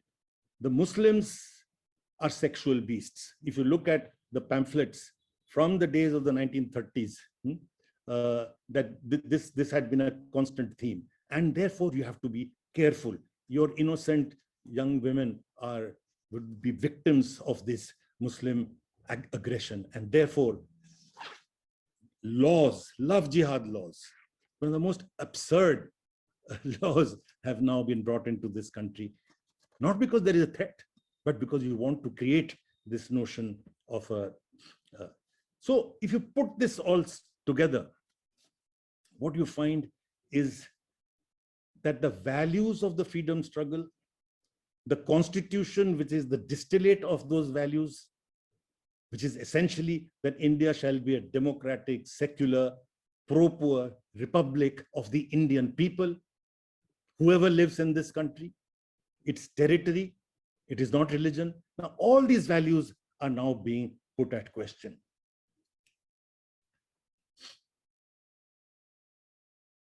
And anybody who questions that is at risk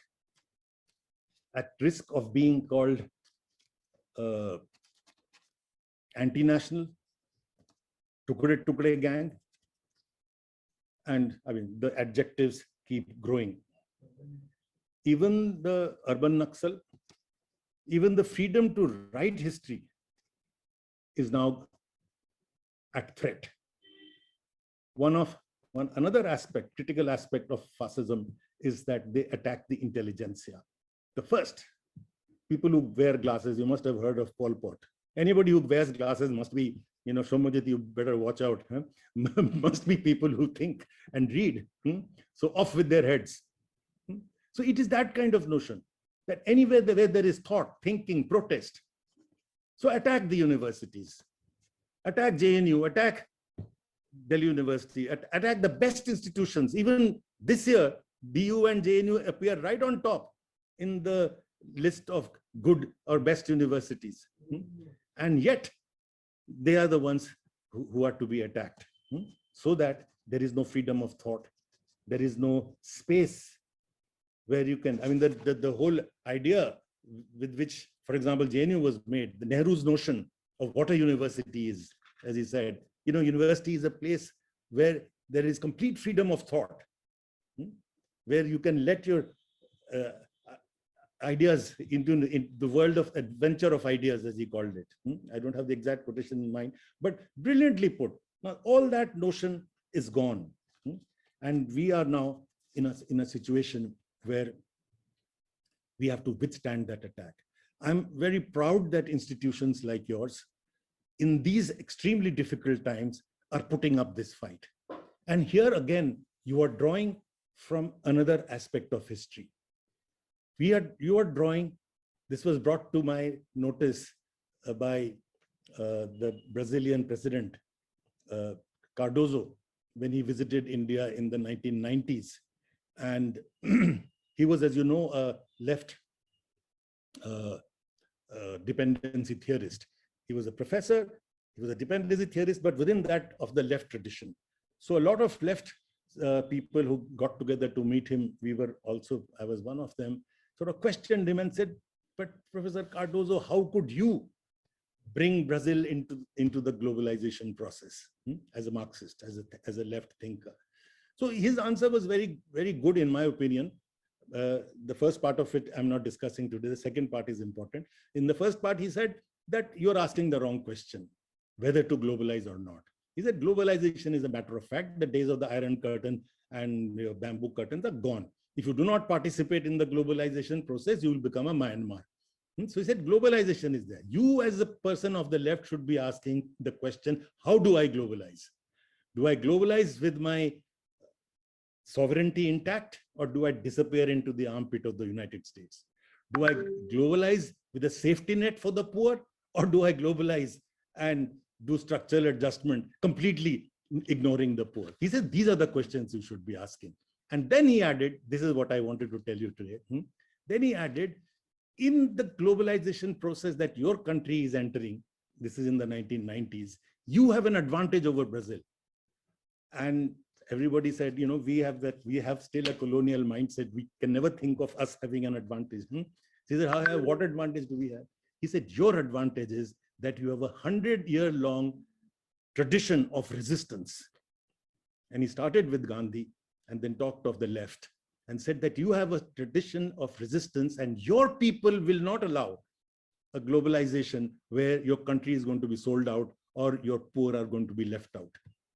In many ways, a prophetic statement, because from the day the 1991 economic reform started, virtually the very next day, you found protest movements all over the country, civil society movements demanding the rights of the people, the right to information, the right to employment, the right to food, the right to education. And all of these actually got legislated under pressure.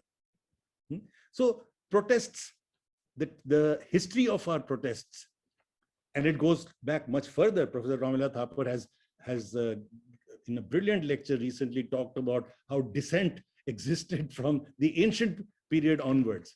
But I am only talking about even the tradition of resistance that we've had from the national movement period against much worse odds, perhaps, than what we have today.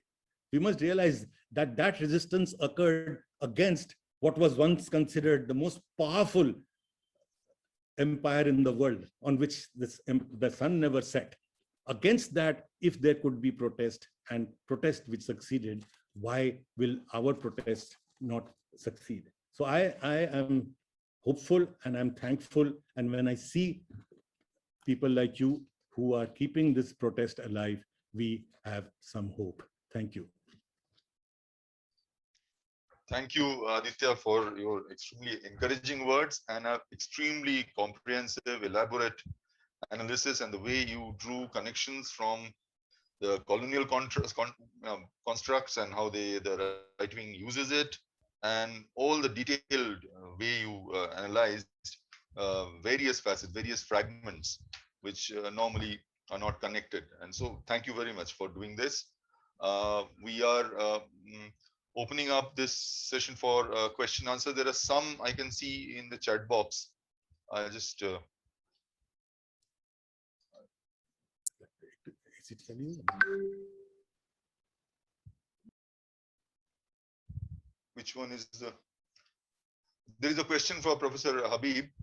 What will be the future of someone who believes in intermixing of religion, culture, society, thought nowadays, mostly for a serious student of history who believes in secularism and questions everything?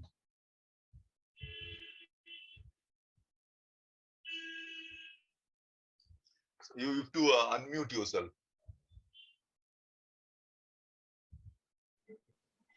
Sorry, I couldn't understand the question. What is the overall idea is, what is the future of a student of history who believes in secularism and if all these interventions take place? So I think it's... Actually, secularism means to have a state which decides its policies on the basis of human welfare in this life and not under any religious influence. That, of course, should also be the attitude in history. When a historian considers a particular period, he should, as far as possible, divest himself of his own sympathies and beliefs as far as the religious sphere is concerned, but cannot, of course, divest himself of many human values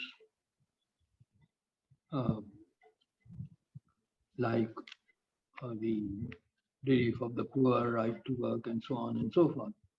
So to judge historical events on the basis of human welfare rather than any spiritual attainments that it offers to anyone. So that is the secular approach that should be followed, irrespective of whatever religion the historian privately follows. But as a historian, he should have no religion. Thank you. There's one question for Aditya.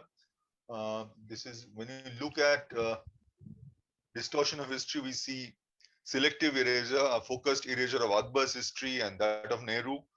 What is the determining agenda behind this erasure, taking into cognizance Nehru's remark about Akbar as father of Indian nationalism and Akbar as a visionary ruler who had the idea about India?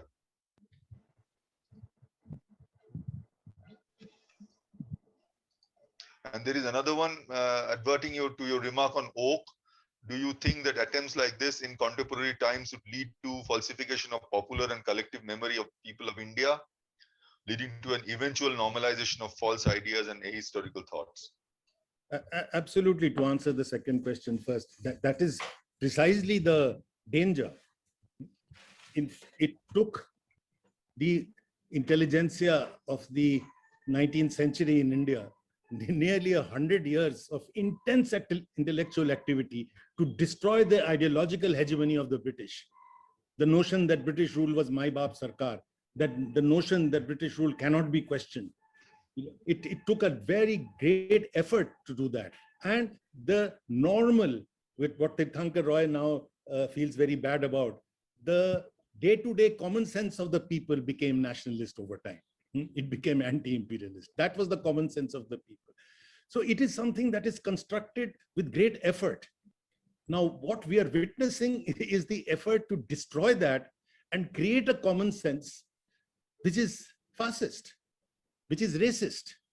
I mean, it is not that it cannot happen. It will not be easy because, as I said, that we have this heritage. We have not only the last 100 years heritage, but we have a much longer heritage of living together, of tolerance, of it's a value that is not going to be easy to destroy, but to believe that it cannot be would be completely wrong. So therefore, the danger is, of course, there. That is their effort, and that is why we as teachers, we as members of the intelligentsia, it's our duty to ensure that this kind of common sense, which would be destructive of every modern civilizational value, should not become pervasive.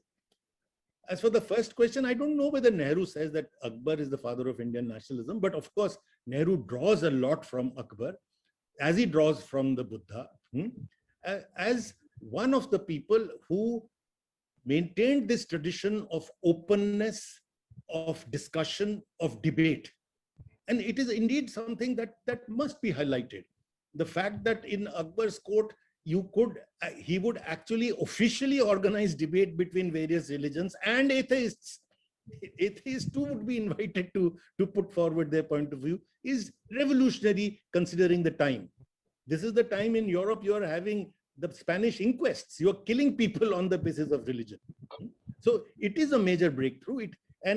Akbar too is drawing from Indian tradition, of a certain tradition. And I think Nehru is right in highlighting that, and it is the historian's job to bring those aspects out also. One is not saying that we write a history in which we hide all the evils and the bad things, etc., like they try to do, saying there was no caste system, there was no oppression, everything was nice and hunky and dory. Nobody's arguing that.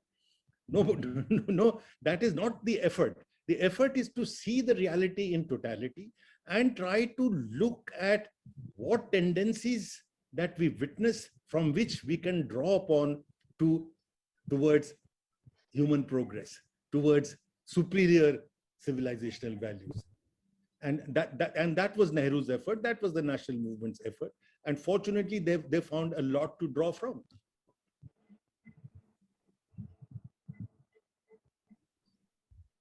There are some questions which are like general questions. But before that, if you have any more specific questions, anybody can put on their mic and just ask the speaker whom they want.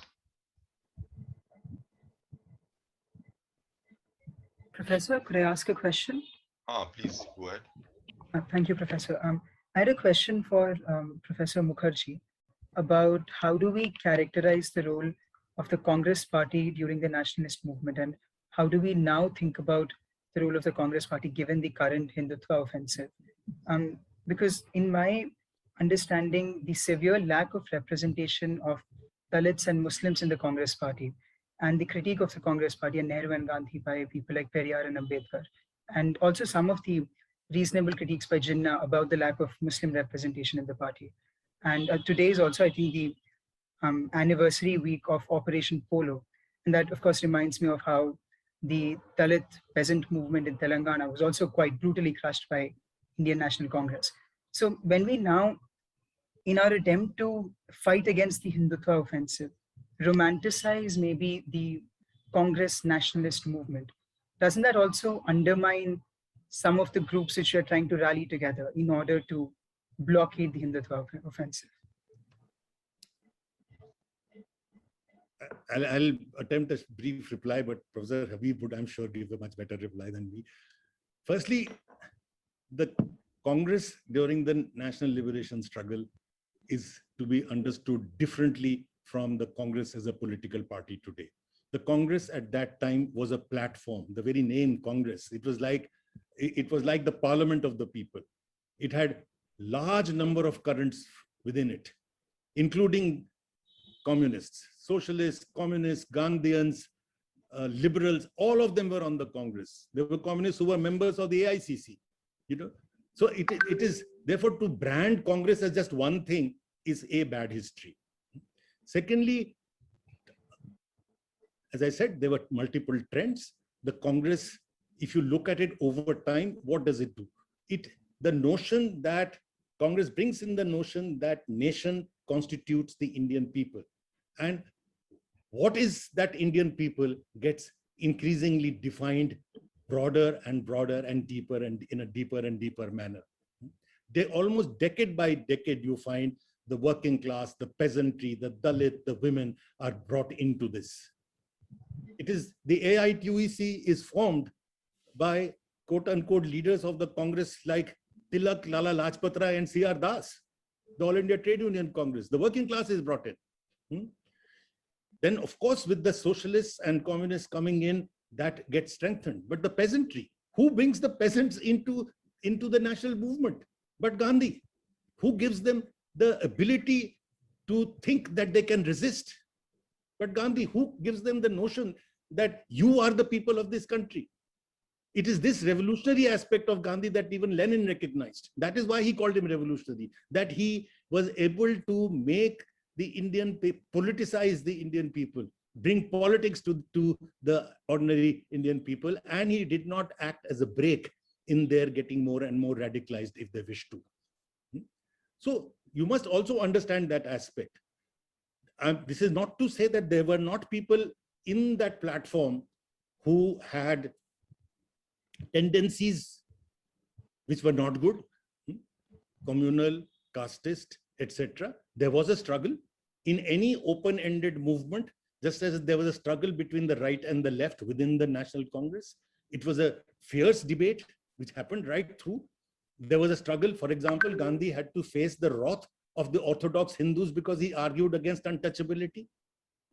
At the peak of his career, immediately after the non-cooperation movement, of the civil disobedience movement, he takes off from politics. He says, I will not do any politics, except my politics is going to be, I'm going to go around the country and fight on this issue of the Dalits' right to temple entry. That is also the Congress. So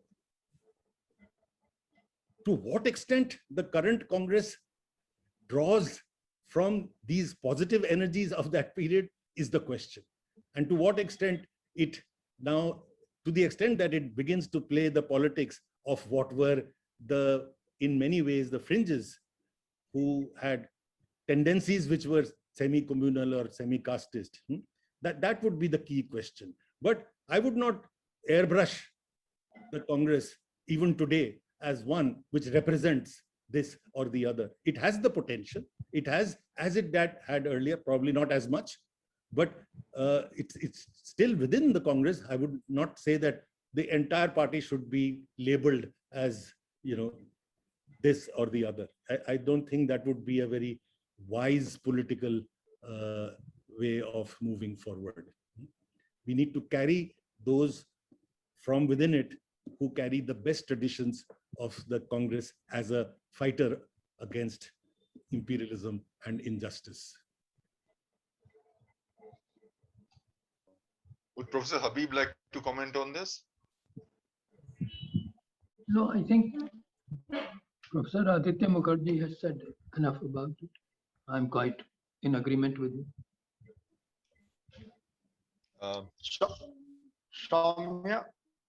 Soumyajit, हाँ, मैं देव कुमार बोल रहा हूँ। History का student नहीं हूँ। मैं एक जिज्ञासा की वजह पूछ रहा हूँ कि 1700 कुछ में तिलका मांझी ब्रिटिश साम्राज्यवाद के खिलाफ अपनी जमीन जंगल बचाने के लिए लड़ते हैं। इसके बाद उनकी एक परंपरा है, 1855 के आसपास सीधो कान्हो आते हैं, फिर बिरसा मुंडा का लीगेसी है। और जैसा कि प्रोफेसर मुखर्जी साहब ने कहा कि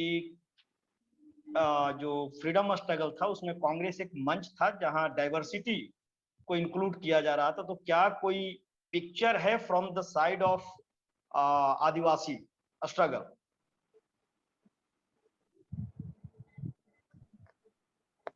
कांग्रेस के प्लेटफॉर्म पर क्या कोई वॉइस था उस समय कांग्रेस के मंच पे?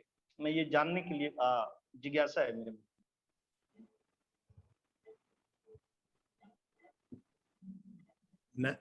अगर ये प्रश्न है कि नेशनल मूवमेंट ने जो एग्जिस्टिंग अपराइजिंग्स थे among tribals, among Dalits, among the oppressed, क्या उससे वो लिंक करते थे अपने आप को? तो मेरे हिसाब से तो कांग्रेस इंक्रीजिंगली अपने आप को इन मूवमेंट से लिंक करती थी और उनको empower करती थी by bringing it into the mainstream, into the larger political movement. क्योंकि resistance तो रहा है नेशनल मूवमेंट कांग्रेस के बर्थ के 2500 या 20 साल पहले से रेजिस्टेंस, ट्राइबल रेजिस्टेंस और दूसरे रेजिस्टेंस रहे हैं अंग्रेजों के साथ, बट वो रेजिस्टेंस जो बिल्कुल अलग अलग तरह से थे, लोकलाइज थे, रीजनल थे, स्पॉन्टेनियस थे, वो किसी नतीजे पे नहीं पहुंच पा रहे थे. नेशनल मूवमेंट का रोल रहा कि ये सारे जो वेरियस काइंड्स ऑफ रिवोल्ट्स, चाहे वो पेजेंट्री के हो, चाहे ट्राइबल्स के हो, इन सारों को कैसे मीनिंगफुल बनाया जाए. और उनमें से जो रेडिकल ट्रेंड्स थे तो वो ज्यादा कोशिश करते थे कि जो पिछड़ा हुआ हिस्सा है वो और भी राष्ट्रीय आंदोलन के साथ जुड़े. तो ये एक प्रोसेस था. इस किसी भी मूवमेंट में, खास करके ऐसे एक जो मल्टी क्लास मूवमेंट होते हैं, national movement by definition multi class होती है, सारे उसमें एक साथ जुड़ते हैं, तो वो एक प्रोसेस होता है, एक इवेंट नहीं है कि ये है जी नेशनल मूवमेंट. नेशनल मूवमेंट एक इमर्जिंग फिनोमिनन था जिसमें, और जस्ट नेशन भी, इनफैक्ट ये शब्द इस्तेमाल किया था पहले सुरेंद्रनाथ बैनर्जी ने. उनकी किताब का नाम ही है India nation in the making.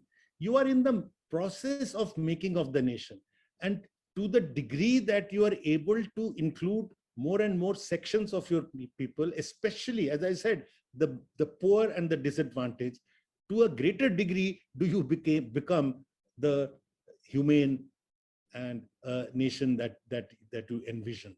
So that process was there, and I would say increasingly the Congress part during the national movement days was linking up and empowering these kind of struggles. Pankaj, can you, there's a question on a language issue that can you respond to that, and also anything more you want to respond to till the... Can you thank you read out the question? Thank you. Yeah, so basically I have a couple of things to share before I come to the language question. One of these is the fact that when we discuss the present regimes, it's very important, as Professor Mukherjee tried to point out, to steer clear of this partisanship of Congress versus BJP versus communists and so on. It's also equally important to realize some of our quote-unquote failings and limitations. Very often we take a look at any phenomenon in a historical framework. But when we look at the rise of the present regimes, we tend to simply make it an ethical issue that, look, all the bad things that they are doing. I also, in my presentation, did the same thing, broadly speaking. But there is a history to it. It hasn't fallen from the skies. And let's not wish away that history. We have not, frankly speaking, written that history. Let's remember that when Ibn Khaldun wrote his Muqaddimah, or when Barani wrote his Tarikh-e-Firoz Shahi, or Abul Fazl or Kalhan wrote his Raz Tarangani, they would always bring the story up to the moment that they were writing in.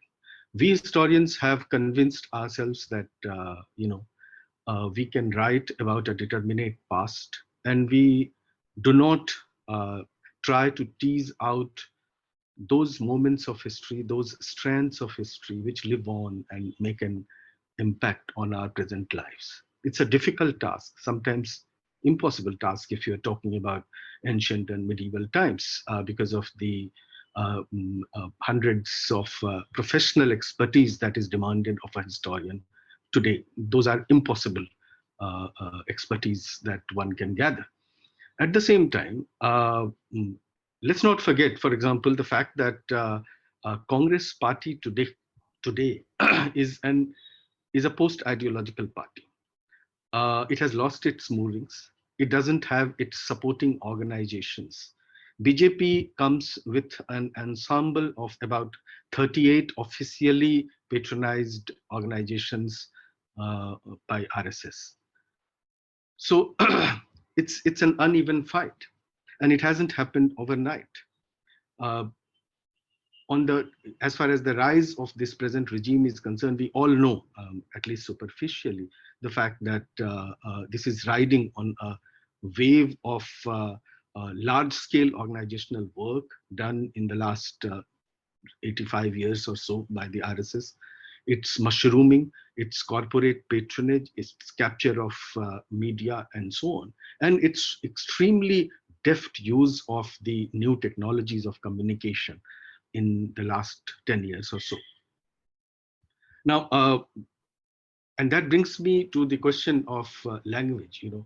When we raise the question of whether we have produced enough number of public intellectuals, unfortunately, Professor Habib and Professor Romila Thapar are the two names, along with a few others, maybe Professor Ram Guha, that I can think of, who are willing to and able to put up the stakes and speak up from and bring nuance, historically informed nuance to the matters of public debate.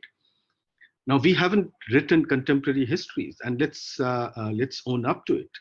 We need at least one good nuanced history of post-independence.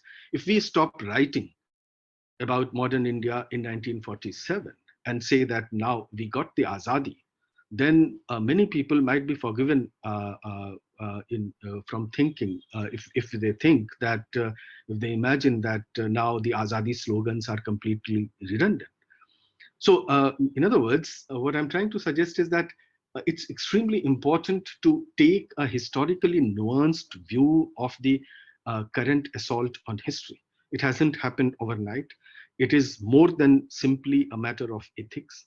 It is definitely historically constituted and produced. And unless we provide a very detailed diagnosis, a pathology of this rise, we are nowhere to counter it.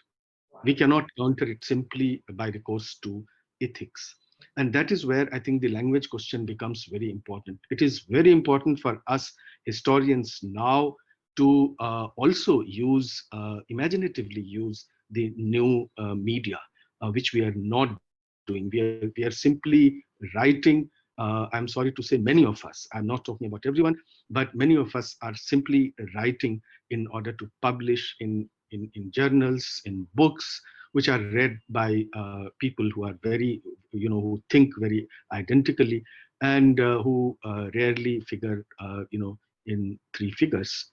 Their numbers are very limited. So, in other words, we need public intellectuals, we need contemporary history, we need to communicate our historically informed knowledge about the present, and we need to do organizational work. I mean, one of the things, for example, that Professor Mukherjee has emphatically pointed out is that whether it is Gandhi or whether it is Congress Party, the most important thing is to look at the organizational fieldwork that they were doing. And it is because of that everyone was bowing to them. It was because of that nobody could take them lightly. So we need to learn from the histories that we have written, and we need to practice it in our lives. It's no longer possible to just sit, write, and publish. Thank you. No, I think that was a very important intervention that you made. Then I also think that we have not analyzed adequately this rise of the right, and it has not happened, as you say, in one day. Uh, More than anything, the number of schools being run by them in thousands. What role do they play? How do they educate? These are things we have not analyzed. Are you leaving out any question? If so, please quickly. We have to wind up the session, I think, in another 5 or 10 minutes. So if you have any questions or if you're leaving out anything, feel free to ask them.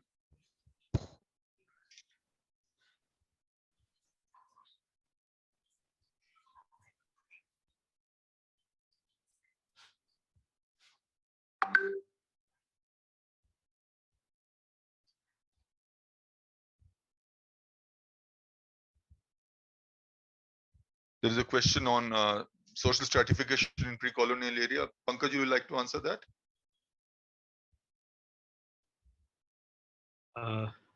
Sorry. Yeah, so basically, as far as social stratification is concerned, I think there is a lot of work on that process. One of the persons who's done extensive work on this for the Middle Ages is Professor Habib. His works on distribution of landed property, his work on the peasant groups, on zamindars, and so on, is phenomenal and based very closely on an intimate reading of the available sources.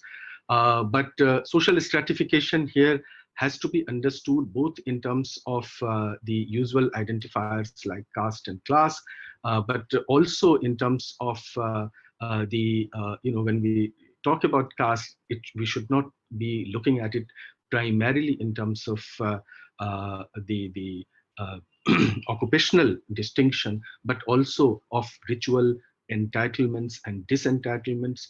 We should be looking at it as conversing with class and becoming stronger.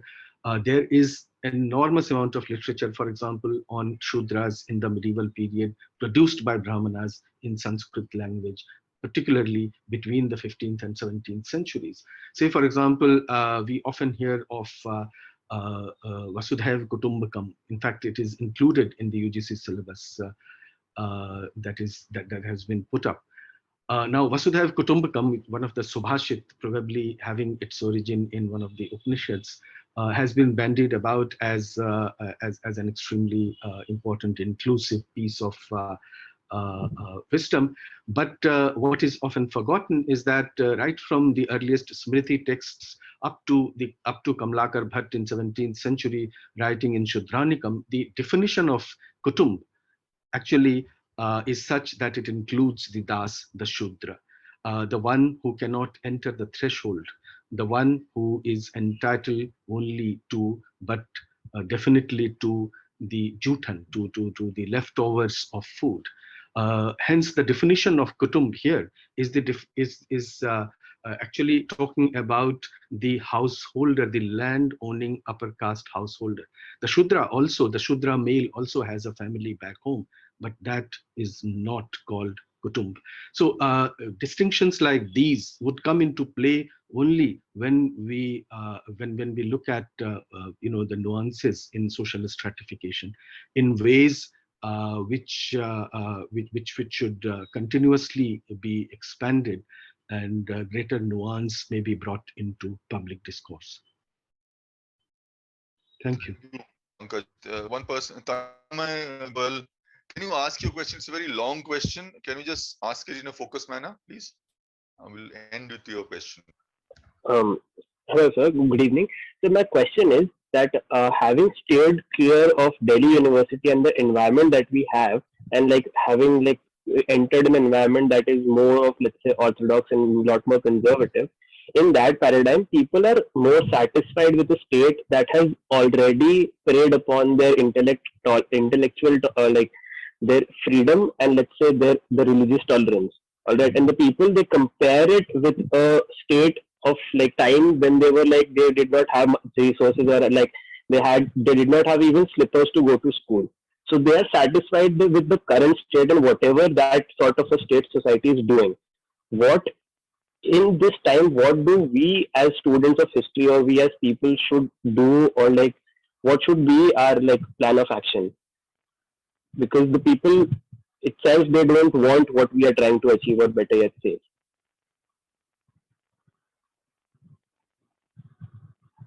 Any of you?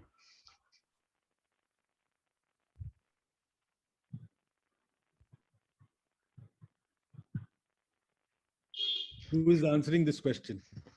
We'll try. See, if I understand, there are two parts to this question, both very important. One is the access. You seem to suggest that there is, in fact, access, that people earlier did not even have slippers, but they can at least now come to schools. Unfortunately, that is not true. The overwhelming part of the Indian poor does not have access to quality education. I mean, every report has shown that, and especially the Dalit.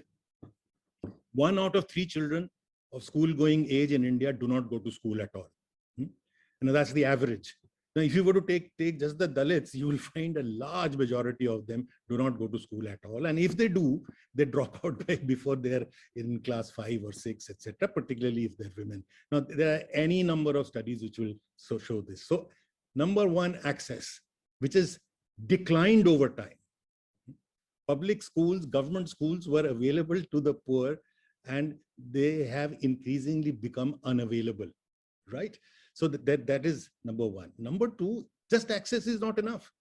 What education are you providing? I think that is equally important. It is sometimes better not to have a school than to have an RSS school which puts poison into your minds. So I think both these questions need to be asked and be addressed.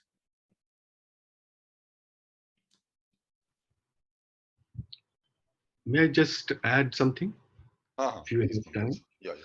Yeah. So just to add to what Professor Mukherjee was saying, I think it's equally important to keep in mind the fact that in some select universities, probably not more than a dozen, in other universities, we are dealing with a different order of problem. And prescriptively, I have no easy panacea to offer, unfortunately, but we must keep in mind that these ideological battles and history and non-history and nuanced history and so on are limited to the historians and history teachers in these universities. I know of dozens of universities, and I'm sure hundreds of them exist all across India, where there are no teachers, or 2 teachers for 1,000 students, and even where sometimes in certain universities where there are history teachers, the books that the undergraduate and postgraduate students read are basically kunjis. They don't even read R.C. Majumdar. They read kunjis. I asked one such student who met me in Bihar, a student of one of the universities in North Bihar. I asked him, so what do you read? And he said some strange name, Dr. Suman. So I said, for what? He said, for Indus Valley Civilization. And I said, and for modern India, he said, Dr. Suman. And he said, I said, what else do you read? And he said, political science. So I said, political science mein kya padhte hain? He said, Dr. Suman. Now, this is what they're reading and we haven't, unfortunately and frankly, we haven't bothered to address these issues. This has been going on for decades now. So it's equally important to understand the limited context of the debates that we are having and the need to organize, agitate, and fight, not just for these ideological spaces, but also for various other enabling political arrangements that we haven't for a long period of time. I think that's a very good note to end with. I think that's a very, very relevant point you've made, Pankaj, that it's not only the syllabi and course, and it is the real destruction of the university space. It's been happening for a long time. And once that happens, one of the thing is, if it happens all over the country like this, it becomes much more easier to attack it in the sense of excellence. And you can take over by these, so that is also absolutely connected fight, and we are responsible that we have not stretched ourselves and also not raised our voice as much as one should have for these kinds of pure decay in quality of education. You can just think how many good universities even 50 years back have really gone. Some universities were very prestigious universities. Patna, Lucknow, the Allahabad University, these are all very prestigious university at one point of time in terms of excellent work. And has become a shadow of the past. So, I mean, I'm just naming these, but there are so many, as you say, thousands of institutions and colleges made into universities. So that's a different Pandora's box altogether. I think we need to end our session here. Once again, I thank all the speakers for a very great session. But I will hand over to Nandita Narayan for a formal vote of thanks. And once again, Nandita. Okay, now that was really, really brilliant and illuminating for all of us. And thank you so much. We have had such a distinguished panel, and it's been really wonderful. And Shaumilji, while I agree with you that and Pankaj, that the debate is really within certain universities and certain academic circles which are still intellectually alive and productive, and that discussing these things, and not really reaching the people who study out of kunjis or just don't have any teachers and are just doing exams and getting degrees. But I think this role that even those who are playing is extremely important. And you understand that the attack is coming on you precisely because your role is considered very important and therefore threatening.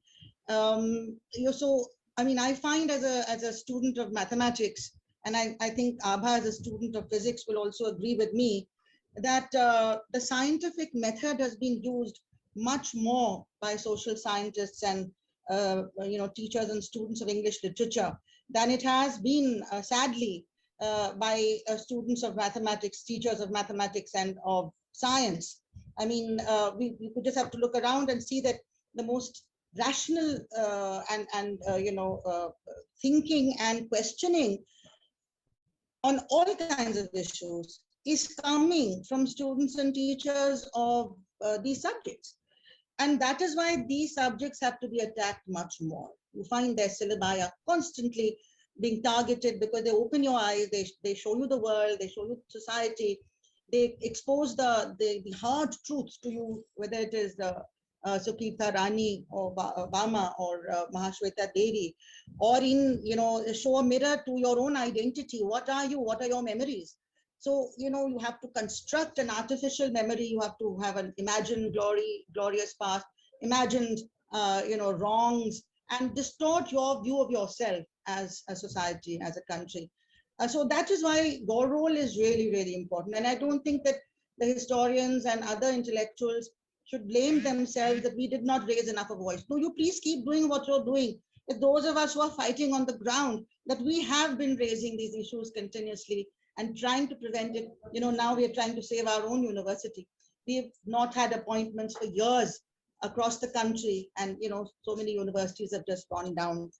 So the fight has been on, but it has been a very difficult fight. And I think everybody can't do everything. So you leave that work to a lot of others who are doing it, and you carry on with this.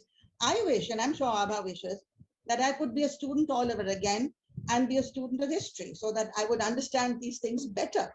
And however much I try, I may not be able to repeat it in the same manner.